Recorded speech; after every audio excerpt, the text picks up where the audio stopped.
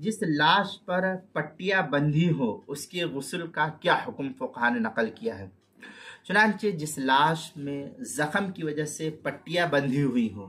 تو پٹیاں کھول کر اسے باقاعدہ غسل و کفن دفن دے کر کے نماز جنازہ پڑھی جائے گی، اس کے اوپر ہی سے اس کو غسل نہیں دیا جائے گا۔ پٹیاں کھولے بغیر غسل درست نہیں ہوگا، گرچہ اس کے زخم واضح طور پر نظر آ رہے ہو، اوپر سے مسح اس سلسلے میں کافی نہیں ہوگا۔ چنانچہ فتاوی محمودیہ جو میرٹھ کا چھپا ہوا نسخہ اس کی تیسری صفحہ 56 پر ہے، اسی طریقے سے ہے۔ فتاوی شامی میں ہے وَيَمْسَوْ نَحْوَ مُفْتَسِدٍ وَجَرِيحٍ عَلَى كُلِّ عِصَابَةٍ مَعَ فُرْجَتِهَا فِي الْأَصَحِ، اس طریقے کی عبارت فتاوی شامی جو زکریا بک ڈپو دیوبند کا ہندی نسخہ اس کی پہلی جلد صفحہ 471، البحر الرائق جو کوئٹہ کا چھپا ہوا نسخہ اس کی پہلی جلد صفحہ 178، کتاب المسائل اس کی دوسری صفحہ 67 پر اس کو نقل کیا گیا ہے۔